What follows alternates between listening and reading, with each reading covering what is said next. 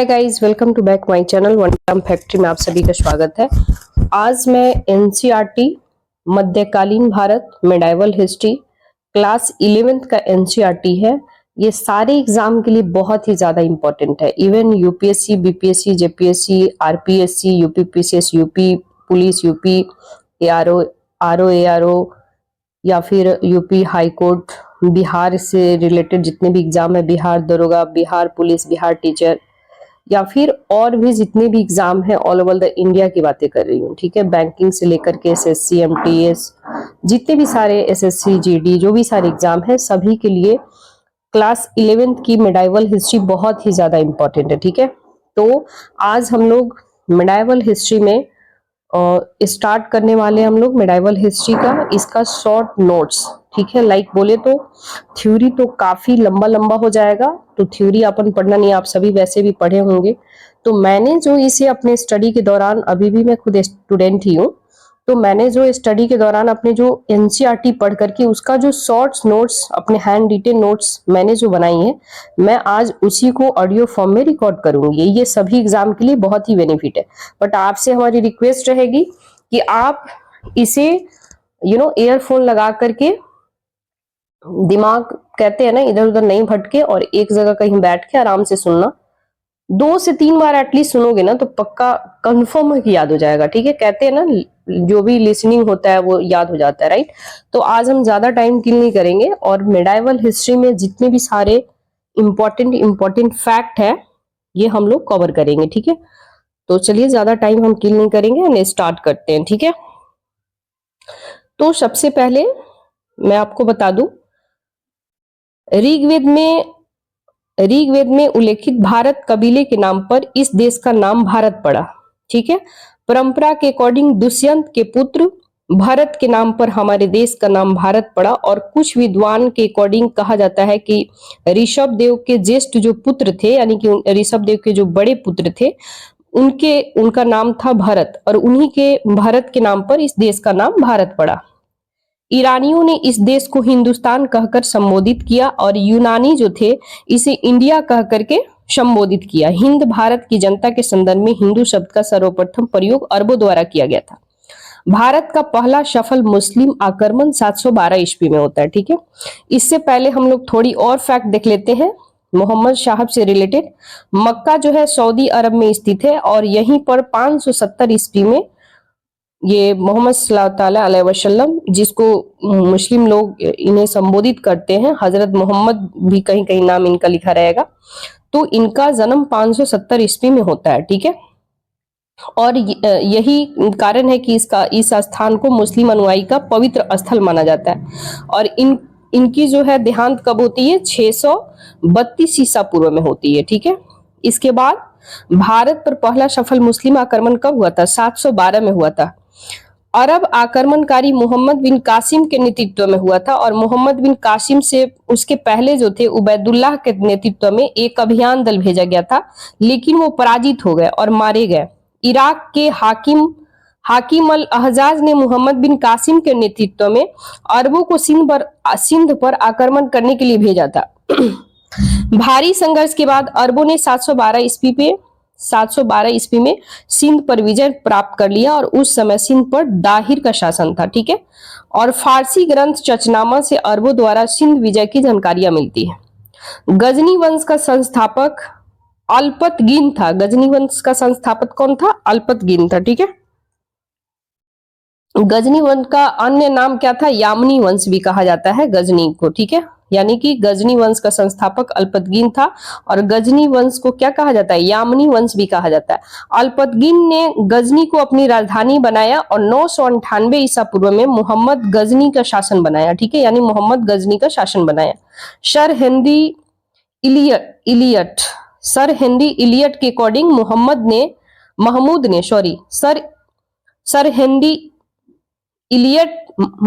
ने भारत पर 17 बार आक्रमण किया था। ठीक है, और भीमदेव प्रथम 1022 से लेके 1063 ईस्वी तक शासन काल में महमूद गजनवी ने 1026 ईस्वी में सोमनाथ मंदिर को लूटा था। ये सोमनाथ मंदिर, अब बात आती है कि सोमनाथ मंदिर का है, तो ये आपके गुजरात में है। ठीक है, महमूद गजनी को चंदेल पर प्रथम आक्रमण 1019 से लेके 1020 ईस्वी में हुआ था। फिर से मैं बोल दूं, महमूद गजनवी का चंदेलों पर प्रथम आक्रमण था, ठीक है। कब था? 1019 से लेके 1020 ईस्वी में हुआ था। उस समय चंदेल वंश का शासक विद्याधर था, ठीक है, जो अपने वंश का सर्वाधिक शक्तिशाली शासक था, ठीक है। उस समय में ये अकेले ऐसा हिंदू शासक था जिसने मुसलमानों को सफलतापूर्वक प्रतिरोध किया था। 999 ईस्वी से लेकर के 1027 ईस्वी के बीच मोहम्मद गजनी या कहीं कहीं महमूद गजनी भी लिखा रहेगा, तो महमूद गजनी या गजनी ने भारत पर 17 बार आक्रमण करके इसका आक्रमण करने का उद्देश्य क्या था? भारत में अस्थायी मुस्लिम शासन की स्थापना करना नहीं था, ये सिर्फ लूटपाट करना चाहता था। मतलब लूटपाट करके जितने भी मंदिर जो भी होते थे उसको तोड़ फोड़ करके सोना लूट लेना, ये सब काम करता था। इसका कोई शासन, भारत में शासन करके अधिकार करना, ऐसा कोई इसका मंशा था ही नहीं, ठीक है। तो बगदाद के खलीफा अल कादिर बिल्लाह ने मोहम्मद गजनवी को यामीनुद्दौला और अमीनुल मिल्लाह की उपाधि प्रदान की थी, ठीक है। यानी किसको ये उपाधि मिला था? ये उपाधि आपको मिला था महमूद गजनवी को, ठीक है। महमूद गजनवी को क्या क्या कौन कौन सी उपाधि मिली थी? अल कादिर बिल्लाह ने, ये बगदाद के खलीफा थे, और मोहम्मद गजनवी को, मोहम्मद जो ये गजनवी है, इसको क्या क्या चीज का उपाधि मिला था? तो ये उपाधि मिला था यामीन उद दौला। अक्सर ये क्वेश्चन में पूछा जाता है कि यामीन उद दौला किसको उपाधि मिला था? तो मोहम्मद गजनवी को, याद रखना है। फिर आमीन उल मिल्ला, ये उपाधि किसको मिला था? तो महमूद गजनवी को। फिर क्वेश्चन पूछेगा किसने दिया था? तो अल कादिर बिल्ला। ये कहाँ के खलीफा थे? तो बगदाद के। ये नहीं कि सऊदी अरब मार के आ जाइएगा, ठीक है। तो ये सारे फैक्ट आपको याद रखना है। मोहम्मद गजनवी जो था ये शिक्षित और सुसभ्य था। वह विद्वानों और कलाकारों का सम्मान करता था, यानी कि रिस्पेक्ट करता था। उसने अपने समय के महान विद्वान को गजनवी एकत्रित किया था। उसकी दरबारी इतिहासकार उतबी था, यानी कि जो गजनवी जो था इसके दरबारी इतिहासकार होता था, ठीक है। उसका नाम क्या था? उतबी। उसने किताबुल यामनी और तारीख यामनी नामक ग्रंथ की रचना की थी। किसने की थी? उतबी ने की थी। ये उतबी कौन था? ये उतबी जो था मोहम्मद गजनवी के इतिहासकार था, इसके दरबार में रहता था, इसका नाम उतबी था। किताबुल यामनी और तारीख यामनी की इन्होंने ग्रंथ लिखा था।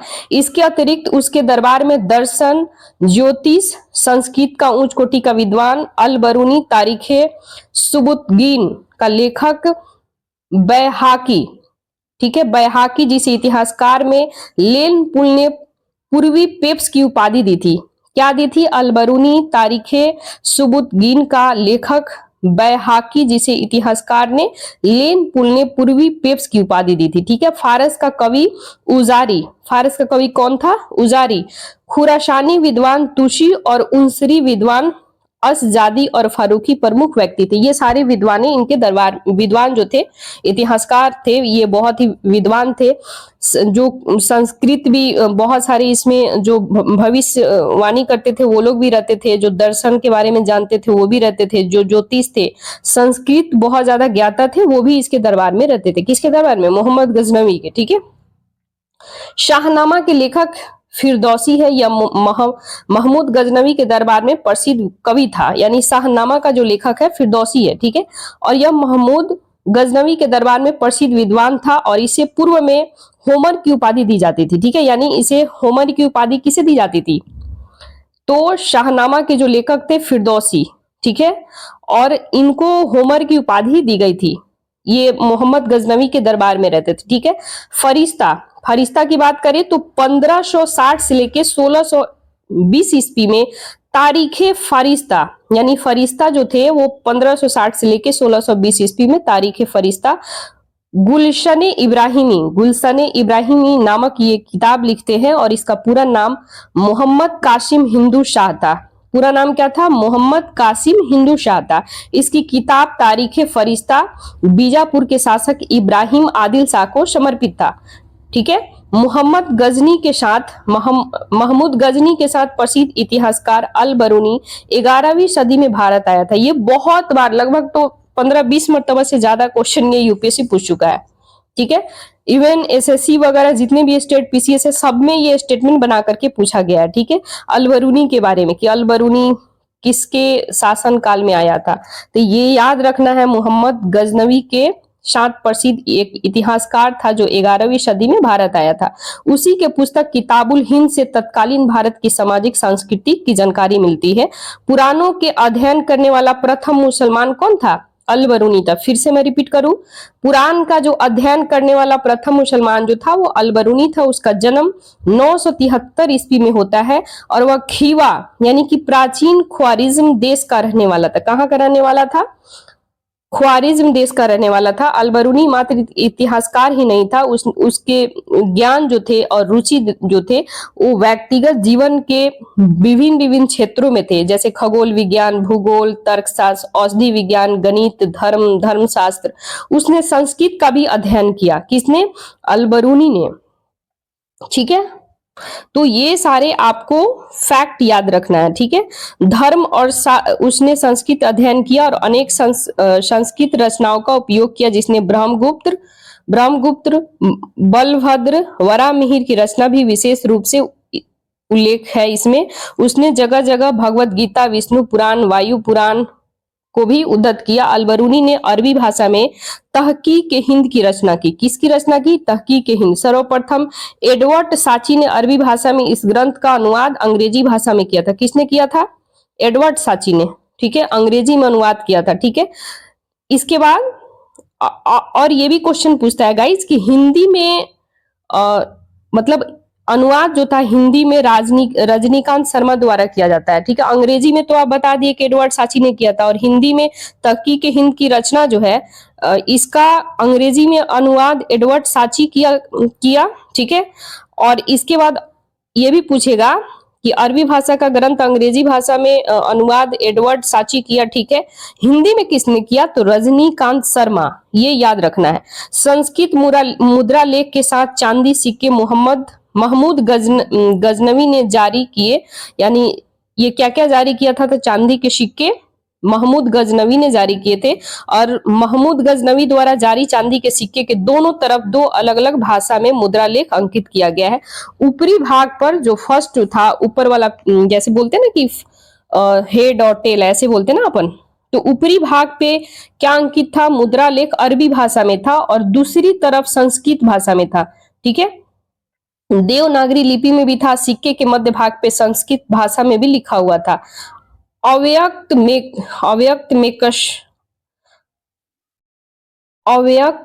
मेकम मुहम्मद अवतार नुरुपति महमूदा, ठीक है। कहीं कहीं ऐसे भी नाम थोड़ा थोड़ा सा लिखे रहते, थोड़ा कंफ्यूज हो जाता है, ठीक है। अव्यक्त मेकम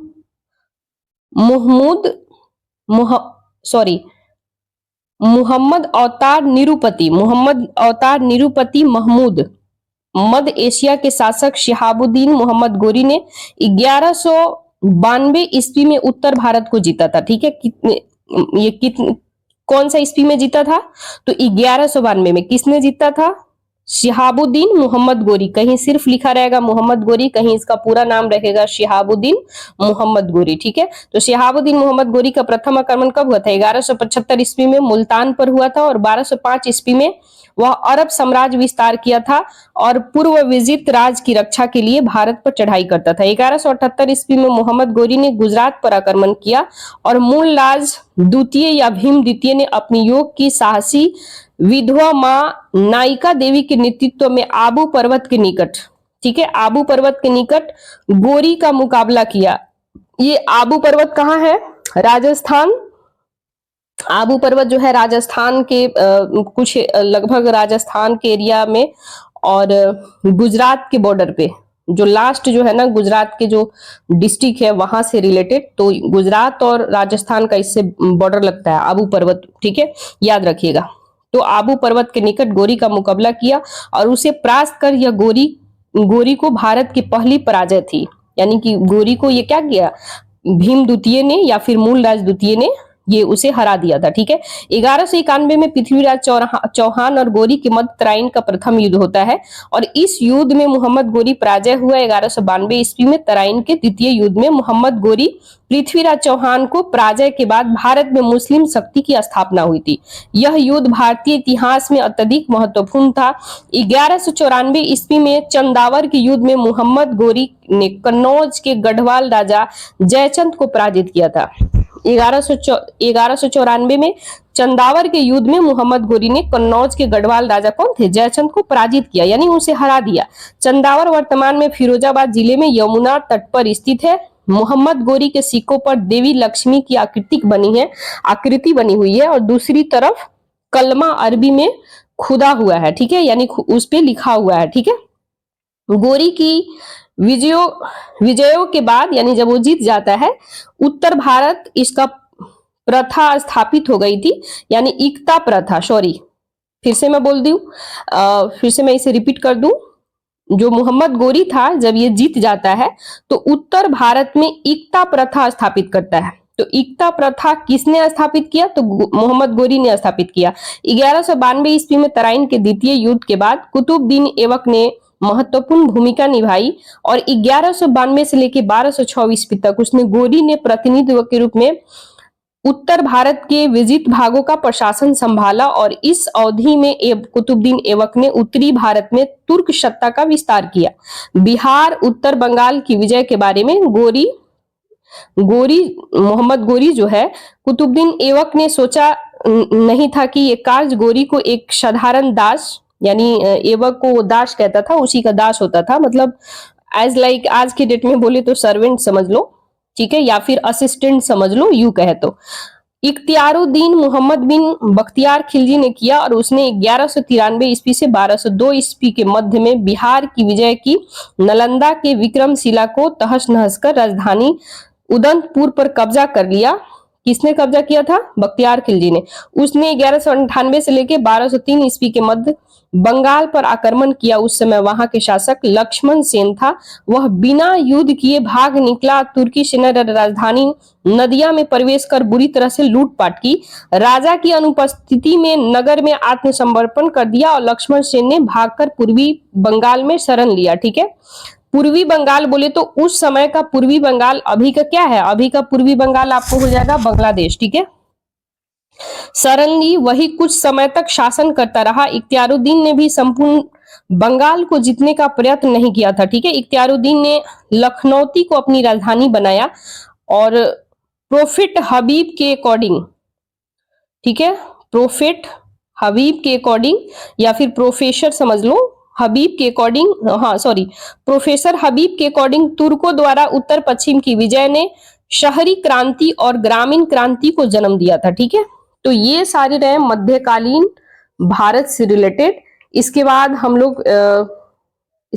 लोग थोड़ी सी और इसमें देख लेते हैं गाइस, क्योंकि ये बहुत ही ज्यादा इंपॉर्टेंट है। मेडाइवल हिस्ट्री जो है अक्सर इससे क्वेश्चन बनते रहते हैं। तो फिर हम लोग दिल्ली सल्तनत से रिलेटेड भी हम लोग इसी में देख लेते हैं। ठीक है, दिल्ली सल्तनत यानी कि गुलाम वंश 1206 से लेके 1290 ईस्वी तक दिल्ली सुल्तान के सुल्तान गुलाम वंश के सुल्तानों के नाम से इसमें प्रसिद्ध है, जिसका संस्थापक कुतुबुद्दीन ऐबक था। ठीक है, कुतुबुद्दीन ऐबक ने एक वंश के नहीं थे। ये कुतुबुद्दीन जो ऐबक था वो एक वंश के नहीं थे और सभी तुर्क थे। ये क्या थे? एक तुर्क थे। उनके वंश पृथक पृथक थे, यानी अलग अलग थे। वे स्वतंत्र माता पिता के संतान थे, वो अलग संतान थे। ठीक है, इन सुल्तानों को गुलाम वंश के सुल्तान कहने के स्थान पर प्रारंभिक तुर्क सुल्तान या दिल्ली के ममलुक सुल्तान कहना अधिक प्रयुक्त होगा। ठीक है, भारत में गुलाम वंश का प्रथम शासक कुतुबुद्दीन ऐबक 1206 से लेके 1210 ईस्वी तक वह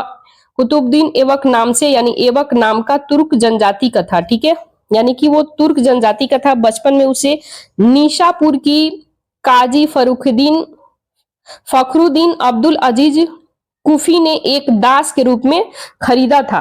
किसने खरीदा था कुतुबुद्दीन ऐबक को? फखरुद्दीन अब्दुल अजीज कुफी ने खरीदा था। ठीक है, तो कुतुबुद्दीन ऐबक जो था एक दास था। ठीक है, बचपन से ऐसे ही अति सुरीले स्वर में कुरान पढ़ता था, जिस कारण वह कुरान खां के नाम से भी जाना जाता है। कुरान का पाठ करने वाला के नाम से भी प्रसिद्ध है। बाद में वह निशापुर में गजनी लाया और जहां उसे गोरी ने खरीद लिया था। गजनी जब वहां पे उसे ले जाया जाता है, गजनी पे, गजनी एक जगह का नाम होता है, ठीक है। और गोरी, मोहम्मद गोरी जो होता है उसे खरीद लेता है और मोहम्मद गोरी का क्या था, असिस्टेंट बन गया था, ठीक है, यानी उसके वो गुलाम था। अपनी प्रतिभा, लगन, ईमानदारी के बल पर शीघ्र ही कुतुबुद्दीन ऐबक ने गोरी का विश्वास प्राप्त कर लिया, यानी मोहम्मद गोरी जो था उसके असिस्टेंट समझ लो, तो यानी उसका दास वो था। तो वो क्या, अपना एक विश्वास, अपना संघर्ष, मेहनत के बल पर उसका कुतुबुद्दीन ऐबक जो था ये मोहम्मद गोरी का विश्वास हासिल कर लेता है। और अमीर आखुर, गोरी ने उसे अमीर आखुर के पद पर यानी उसको प्रोवाइड कर देता है, यानी उसे दे देता है। अमीर आखुर के पद पे मोहम्मद गोरी ने उसे अपना राज्याभिषेक गोरी की मृत्यु के 3 माह के पश्चात जून 1206 ईस्वी में कराया था, ठीक है। ऐबक की राजधानी लाहौर थी। कुतुबुद्दीन ऐबक ने कभी सुल्तान की उपाधि धारण नहीं की थी। उसने केवल मलिक और सिपहसालार की पदावदिया से ही उसको संतुष्ट रखा गया। गोरी के उत्तराधिकारी गयासुद्दीन मोहम्मद से मुक्ति पत्र प्राप्त करने के बाद 1208 ईस्वी में कुतुबुद्दीन ऐबक दास्ता से मुक्ति मिली, ठीक है। यानी कि वो जो दास था, दासी का जो काम करता था, दास था, उसे 1208 ईस्वी में कुतुबुद्दीन ऐबक दास्ता से मुक्ति मिला। अपनी उदारता के कारण कुतुबुद्दीन ऐबक इतना अधिक दान करता था कि उसे लाखे बख्श, यानी लाखों को दान देने वाले के नाम से जाना जाता था। तो कुतुबुद्दीन के बारे में याद रखना है कि कुतुबुद्दीन जो होता है बचपन में बहुत ही एक्सपर्ट था। सुरीली आवाज में कुरान शरीफ का तिलावत करता था, कुरान ने पाक पढ़ता था, ऐसे आपको याद रखना है, ठीक है। बहुत ही ईमानदार था, ऑनेस्ट था। कुतुबुद्दीन ऐबक जो है लाख बख्श के नाम से जाना जाता है। ये सारे फैक्ट याद रखना है। कुतुबुद्दीन ऐबक को लाखों को देने वाले, दान देने वालों के नाम से भी कहा जाता है। कुतुबुद्दीन ऐबक दिल्ली में कुव्वतुल इस्लाम और अजमेर में 2.5 दिन का झोपड़ा नामक मस्जिद का भी निर्माण करता है। उसने दिल्ली में स्थित कुतुब मीनार का, दिल्ली में जो अभी वर्तमान में स्थित है कुतुब मीनार, उसका निर्माण का प्रारंभ किया, यानी स्टार्टिंग किया, और इल्तुतमिश जो था उसने पूरा किया। तो ये आपको फैक्ट याद रखना है।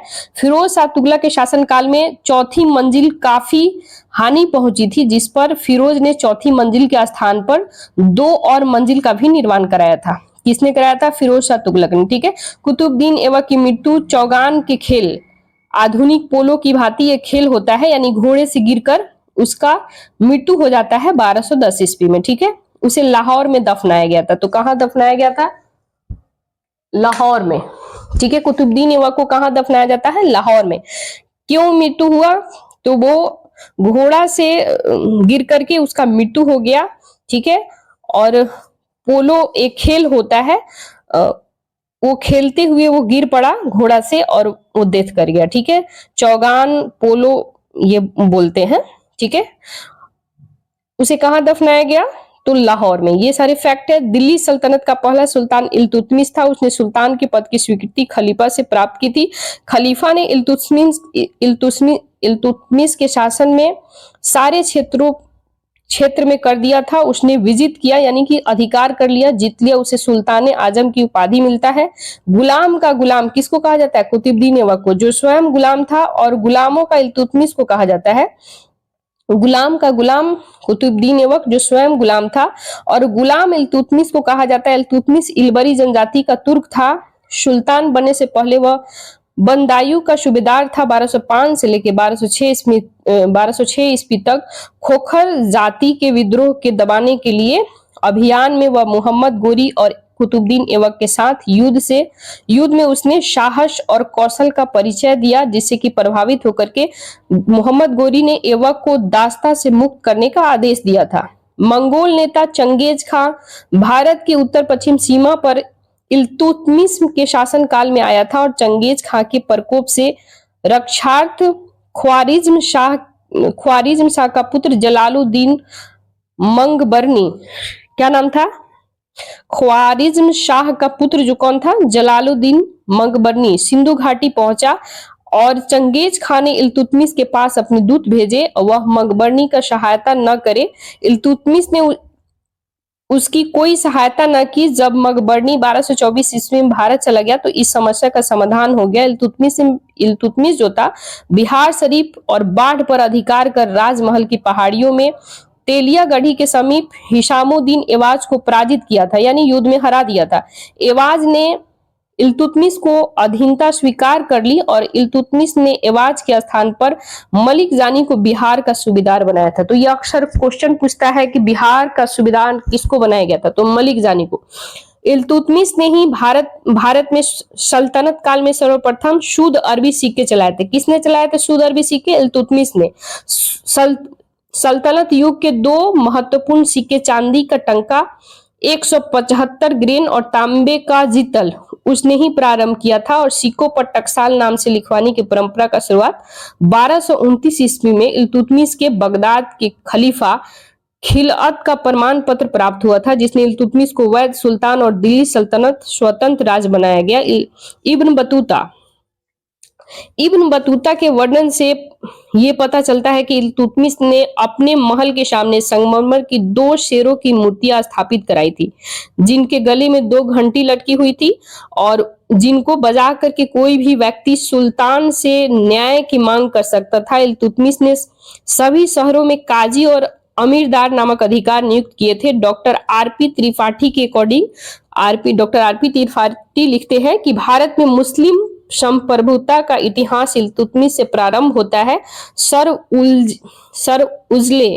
उलजले हेग, ठीक है, सर उलजले हेग के अकॉर्डिंग इल्तुतमिश गुलाम शासकों में सबसे महान था। डॉक्टर ईश्वरी प्रसाद के अकॉर्डिंग इल्तुतमिश निसंदेह गुलाम का वंश वास्तविक संस्थापक था। मध्यकालीन भारत में प्रथम महिला शासिका कौन थी? राजिया सुल्तान। 1236 से लेकर 1240 ईस्वी तक इसका शासन था। किसका? राजिया सुल्तान का। व्यक्तिगत दृष्टि से उसने भारत में पहली बार स्त्री के संबंध में इस्लाम की परंपरा का उल्लंघन किया था। ठीक है। राजनीतिक दृष्टि से उसने राज्य की शक्ति को सरदारों और सूबेदारों में विभाजित करने के स्थान पर सुल्तान के हाथों में केंद्रित पर बल दिया था। यानी एक्चुअली हम रजिया सुल्तान के बारे में बातें करें ना, तो रजिया सुल्तान एक्चुअली मुस्लिम धर्म के अकॉर्डिंग उसमें कहा जाता है कि पर्दे में रहना है, और जिस तरह मुस्लिम धर्म कुरान के अकॉर्डिंग जो उसमें लिखा हुआ है उसी के अकॉर्डिंग फॉलो करना है। लेकिन ये उस समय में पैंट शर्ट कोट पैंट ये पहन करके राजगद्दी संभालती थी। आप समझ लो कि ये धर्म की उल्लंघन करने वाली मेडावल हिस्ट्री की पहली महिला है राजिया सुल्तान। समझ रहे हैं? तो अगर मेंस का वीमेन के बारे में ऐसा कुछ आता है लिखने के लिए, तो आप डायरेक्ट ये पॉइंट जो है आप लोग मेंशन कर सकते हैं, या फिर इंटरव्यू वगैरह में। ये बहुत इंपॉर्टेंट है। ठीक है, तो ये वीमेन इंपावरमेंट में भी आप इसे ऐड कर सकते हैं, इसके शासनकाल के बारे में समझा करके कि एक महिला जो है रजिया सुल्तान के बारे में ऐसा आप लिख सकते हैं कि इतने इतने ईस्वी में इन्होंने बहुत ही ज्यादा कार्यों किया, ये किया। मतलब आप इसे सब पॉइंट दे सकते हैं, हेडिंग दे सकते हैं। ठीक है, इससे आपका आंसर राइटिंग जो है बहुत ही ज्यादा बेटर हो जाएगा। तो ये जो था पहली बार स्त्री के संबंध में इस्लाम की परंपरा का उल्लंघन किया। राजनीतिक दृष्टि से उसने राज्य की शक्ति को सरदारों और सूबेदारों में विभाजित करने का स्थान पर सुल्तान के हाथों में केंद्रित पर बल दिया। ठीक है, उसने इल्तुतमिश के संपूर्ण प्रभुत्व संपन्न राजतंत्र के सिद्धांत का समर्थन किया, जो उस समय परिस्थितियों में तुर्की राज्य के हित में था। रजिया बेगम को सत्ताच्युत करने में तुर्कों का हाथ था। यानी रजिया बेगम को जो इसको सत्ता से हटाने में किसका हाथ था? तुर्क का। उन्होंने भटिंडा के गवर्नर मलिक अल्तुनिया के नेतृत्व में रजिया के विरुद्ध विद्रोह कर उसे सत्ता से हटाया था। और सुल्तान बलबन का पूरा नाम गयासुद्दीन बलबन था। बलबन ने 1266 से लेकर के 1286 ईस्वी तक सुल्तान के रूप में सल्तनत की बागडोर संभाली थी। किसने संभाली थी?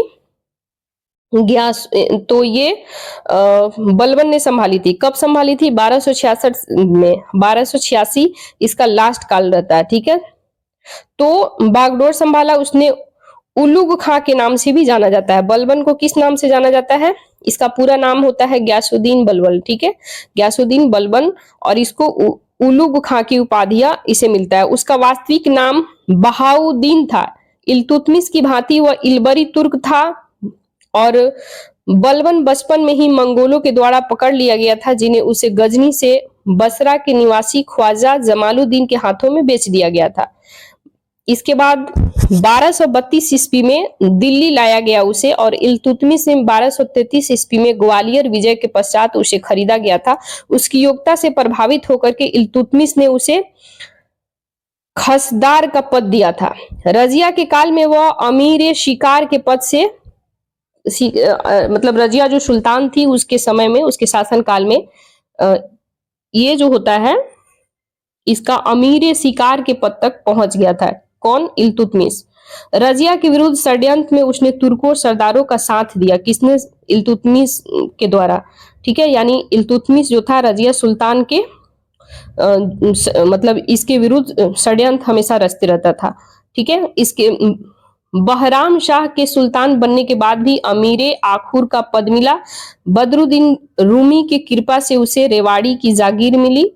मसूद शाह को सुल्तान बनाने में उसे तुर्कों की अमीरों का साथ दिया, जिसके फलस्वरूप हांसी की सूबेदारी दी गई। 1249 ईस्वी में बलबन ने अपनी पुत्री का विवाह किसे करता है? सुल्तान नसीरुद्दीन से किया। ठीक है, यानी 1249 ईस्वी में बलबन ने अपनी पुत्री का विवाह सुल्तान नसीरुद्दीन से किया, और इस अवसर में उसने उलूग खां की उपाधि मिलता है। ठीक है, नायबे मामलिकात का पद दिया गया। 1266 ईस्वी में बलबन जो था दिल्ली की राजगद्दी पर आसीन हुआ, यानी कि दिल्ली की राजगद्दी उसे 1266 ईस्वी में मिलता है। ठीक है, इसके बाद बलबन के विषय में कहा गया है कि उसे रक्त और लौह की नीति अपनाई गई। बलबन के राज सिद्धांत में दो मुख्य विशेषताएं थी। सुल्तान का पद ईश्वर के द्वारा प्रदत्त होता था। ठीक है, मतलब पहला जो था सुल्तान का पद जो है वो ईश्वर के द्वारा प्रदत्त होता था, और सेकंड जो था सुल्तान का निरंकुश होना आवश्यक है। बलबन ने फारस के लोक प्रचलित वीरों से प्रेरणा लेकर के अपना राजनीतिक आदर्शों में निर्मित किया गया उनका अनुकरण करते हुए उसने राजत्व की प्रतिष्ठा और उच्च सम्मान दिलाने का प्रयत्न किया। राजा को धरती पर ईश्वर की प्रतिनिधि यानी कि नियामत खुदाई माना गया। उसके अनुसार मान मर्यादा और केवल पैगंबर के बाद ही राजा जिल्ले अल्लाह या जिल्ले इलाही, कहीं लिखा रहेगा जिल्ले अल्लाह या जिल्ले इलाही ईश्वर की प्रतिबिंब है, वह मतलब बलबन इस बात को मानता था। ठीक है,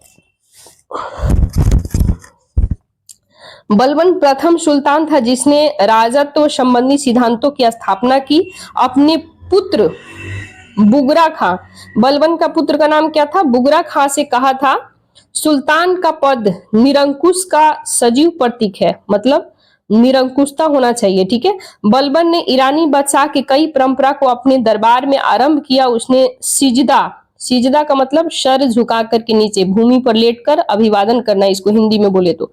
पाबोस का मतलब होता है सुल्तान के चरण को चूमना। ठीक है, इस रीति का आरंभ किया। उसने अपनी दरबार में प्रति वर्ष फारसी त्योहार यानी नौरोज बड़ी शानो शौकत के साथ मनाने का प्रारंभ किया था। तो अक्सर पूछा जाता है कि नौरोज परंपरा किसने स्टार्ट किया था, ये आपसे क्वेश्चन पूछेगा। फिर ये भी पूछेगा कि उसके बेटा का नाम क्या है, तो बुगरा खां। ठीक है, सुल्तान का पद निरंकुशता का सजीव प्रतीक किसने किया, तो बलबन ने। बलबन ये भी पूछेगा नौरोज का फेस्टिवल किसने स्टार्ट किया, तो बलबन ने। ये सारे आपको फैक्ट याद रखने हैं। मंगोलों से मुकाबला करने के लिए बलबन ने एक सैन्य विभाग दीवाने अर्ज की स्थापना किया था। यानी कि बलबन जो सैन्य विभाग स्थापना किया था उसको क्या कहा जाता है, शब्द में दे देगा कि इसे किस नाम से जाना जाता है, स्टेटमेंट बना करके। तो दीवाने अर्ज का मतलब होता है सैन्य विभाग। ठीक है, बलबन ने अपनी सेना मंत्री दीवाने अर्ज इमादुल मुल्क को बनाया था, जो अत्यंत ईमानदार था। ठीक है, परिश्रमी व्यक्ति था। कौन था? यानी कि इमादुल मुल्क जो था, दीवाने अर्ज यानी कि सेना विभाग किसको दिया था? इमादुल मुल्क को दिया था। ये अक्सर बार बार क्वेश्चन पूछेगा कि इमादुल मुल्क को कौन सा डिपार्टमेंट दिया गया था, तो सेना विभाग। किसने दिया था? तो बलबन ने दिया था। ठीक है, ये बहुत ही ईमानदार शासक था, परिश्रमिक था, लेबोरियस था, ऐसे बोल सकते हैं। बलबन ने उसे वजीर के आर्थिक नियंत्रण से मुक्त रखा और उसे धन की कमी न हो। ठीक है, तो ये सारे आपके गुलाम मन से रिलेटेड फैक्ट रहे हैं गाइज, ये बहुत ही इंपॉर्टेंट है। एंड इसे एक्चुअल क्या है ना, ऑडियो फॉर्म लगा करके आप बार बार इसे सुनिएगा, बहुत ही ज्यादा बेनिफिट होगा, राइट। तो इसके बाद हम लोग थोड़ी खिलजी वंश पे चर्चा कर लेते हैं। खिलजी वंश में जितने भी सारे इंपॉर्टेंट फैक्ट हो सकते हैं गाइज, इसको भी हम लोग देख लेते हैं। एनसीईआरटी का क्लास 11 का एनसीईआरटी का फैक्ट है, बहुत ही इंपॉर्टेंट है। मतलब कहते हैं ना कि इसका फैक्ट सब कलेक्शन किया गया है, सारे एग्जाम के लिए बेनिफिट है। तो ज्यादा हम लोग समय किल नहीं करते हुए खिलजी वंश का फैक्ट पे चर्चा कर लेते हैं एनसीईआरटी का। ठीक है, तो खिलजी वंश जो है, जलालुद्दीन खिलजी ने 1290 ईस्वी में खिलजी वंश का स्थापना करता है और अपना राज्याभिषेक कब करता है? 1290 ईस्वी में कैकुकाबाद के द्वारा। ठीक है, यानी कि 1290 ईस्वी में कैकुकाबाद द्वारा बनवाए गए अपूर्ण किला खेरी कीलूगढ़ी के महल में करवाया था। ठीक है, यानी कि 1290 ईस्वी में जलालुद्दीन खिलजी ने ये राज्याभिषेक करवाता है। कहां पे कराता है? किलो खेरी, कहीं लिखेगा कीलूगढ़ी। ठीक है, कीलूगढ़ी के एक महल होता है, उसमें कराता है। डॉक्टर एएल श्रीवास्तव के अकॉर्डिंग जलालुद्दीन खिलजी दिल्ली का प्रथम तुर्क सुल्तान था जिसने उदार निरंकुशवाद और आदर्श को अपने सामने रखा। जलालुद्दीन जब दिल्ली का सुल्तान बना तब उसने अलाउद्दीन को अमीर तुजुक का पद दिया था। यानी अलाउद्दीन खिलजी जो होता है उसको अमीर तुजुक का पद देता है। कौन? जलालुद्दीन खिलजी ने देता है। किसको देता है? अलाउद्दीन खिलजी को देता है। ठीक है, अपनी पुत्री का विवाह अलाउद्दीन से किया। मलिक छज्जू के विद्रोह को दबाने में महत्वपूर्ण भूमिका के कारण अलाउद्दीन खिलजी को कड़ा मानिकपुर के सूबेदार प्राप्त होता है और अलाउद्दीन खिलजी का पहला सुल्तान था जिसने धर्म पर राज का नियंत्रण स्थापित करता है। उसने अपने आप को यामीन उल खिलाफत नासिरी आमिर उल मुमनीन बताता है। कौन बताता है? अलाउद्दीन खिलजी। क्या बताता है अपने आप को? यामीन उल खिलाफत नासिरी अमीर उल मुमनी, ये बताता है। उलेमा वर्ग के प्रभाव से मुक्त रहा अलाउद्दीन खिलजी एक महत्वाकांक्षी सुल्तान था। उसने सिकंदर द्वितीय यानी शानी की उपाधि धारण की थी। इसको कौन सा उपाधि मिला था? सिकंदर द्वितीय शानी की उपाधि धारण की। उसने अपने सिक्कों पर अंकित करवाया। अलाउद्दीन अपने प्रसिद्ध सेनापति जफर खां को मंगोलों के विरुद्ध लड़ता हुआ मारा गया, जो अपने समय और श्रेष्ठ और साहसी सेनापति था। पद्मिनी राणा रतन सिंह की पत्नी थी। अलाउद्दीन खिलजी के मेवाड़ की राजधानी चित्तौड़ पर आक्रमण के दौरान राणा रतन सिंह की मृत्यु हो जाने के कारण रानी पद्मिनी ने जौहर कर लिया था। ठीक है, और पद्मिनी की कहानी का आधार 1540 से लेके 1540 ईस्वी में मलिक मोहम्मद जायसी द्वारा लिखा गया है। काव्य पुस्तक पद्मावत है। ठीक है, इसका काव्य पुस्तक क्या है? पद्मावत है। अलाउद्दीन के शासनकाल में प्रारंभ में कुछ विद्रोह, इन विद्रोह के कारण विचार और उसके अलाउद्दीन खिलजी ने उसे समाप्त करने के लिए 4 अध्यादेश जारी किए थे। ठीक है, अध्यादेश जारी किए। पहले अध्यादेश द्वारा उपहार पेंशन, ठीक है, उपहार पेंशन दान में प्राप्त भूमि आदि व्यक्तियों से वापस ले ली गई और सरकारी अधिकारी को सभी व्यक्तियों के अधिकाधिक कर लेने का आदेश दिया गया था। दूसरे अध्यादेश के अकॉर्डिंग गुप्तचर विभाग का संगठन किया गया। तीसरे अध्यादेश के अकॉर्डिंग मादक द्रव्यों, मादक मतलब होता है शराब, भांग, ये सब पीने का जो ड्रिंक होता है। ठीक है, फिर इसके बाद जुआ खेलने पर रोक लगा दिया। चौथे अध्यादेश सरदारों और अमीरों को दावते विवाह संबंधों पर प्रतिबंध लगा दिया था। जो भी सरदार होते थे, अमीर लोग जो होते थे, उनके विवाह संबंधी पर यानी दावत जो दिया जाता था उस पर प्रतिबंध लगा दिया था। ठीक है, अलाउद्दीन के आक्रमण के समय में देवगिरी का शासक रामचंद्र देव था। 1296 ईस्वी में देवगिरी के शासक रामचंद्र देव ने अलाउद्दीन के सफल आक्रमण से बाद होकर के उसके प्रति एलिचपुर की आय भेजने का वादा किया था। ठीक है, लेकिन 1305 से लेकर 1306 ईस्वी में उसने उस कर को दिल्ली नहीं भेजा, जिस कारण 1307 ईस्वी में अलाउद्दीन खिलजी जो था वो मलिक काफूर के नेतृत्व में एक सेना देवगिरी पर आक्रमण करने के लिए भेजा था। मतलब समझ लो आपकी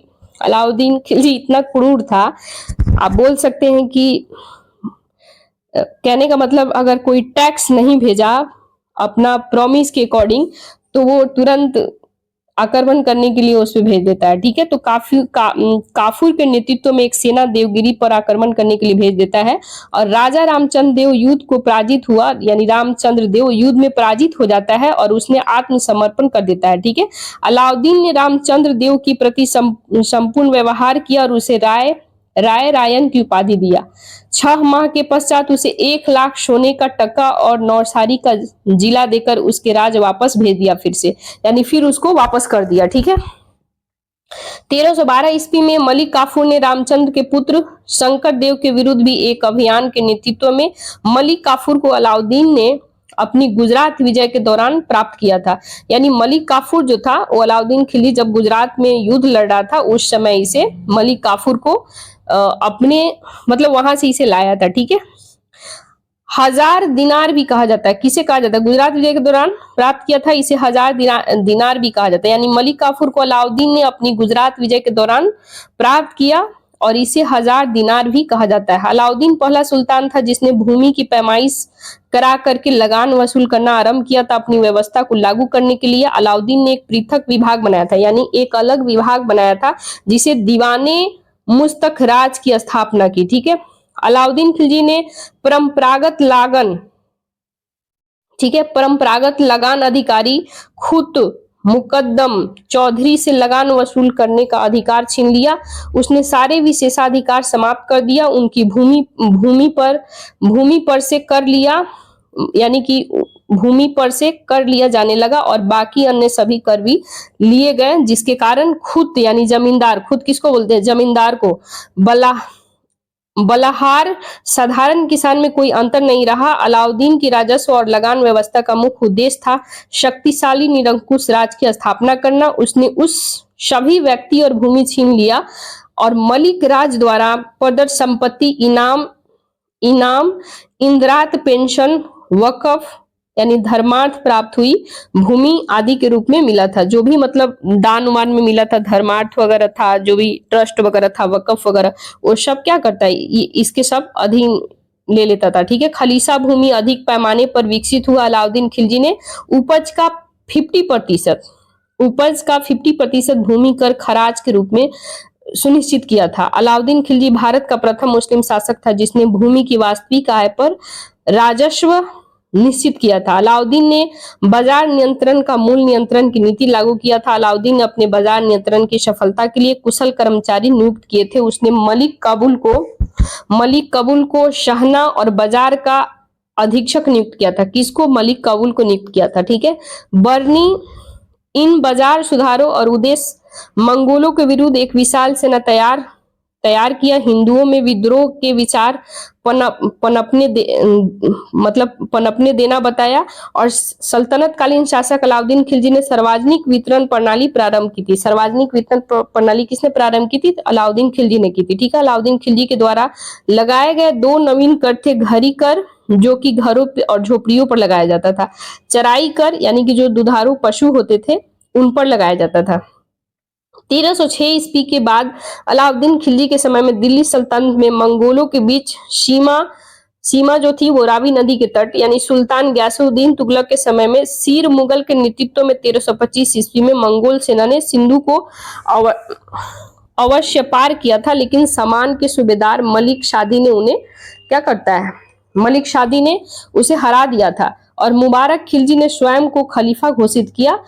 अल इमाम, उल इमाम, खिलाफत उल्लाह आदि उपाधि धारण की। ठीक है, क्या क्या धारण किया, मुबारक खिलजी ने स्वयं को खलीफा घोषित किया और अल इमाम, उल इमाम, खिलाफत उल्लाह आदि की उपाधि धारण किया, जिसके वह सर्वथ अयोग्य था, मतलब वो योग्य नहीं था। ठीक है, नसीरुद्दीन खुसरो शाह नसरुद्दीन जो खुसरो शाह था 15 अप्रैल से 7 सितंबर 1320 में हिंदू से परिवर्तित होकर के मुसलमान था। वो पहले वो हिंदू था, बाद में मुस्लिम धर्म में परिवर्तन किया। ठीक है, इसने अपने नाम का खुतबा पढ़वाया था, पैगंबर को सेनापति की उपाधि ग्रहण की।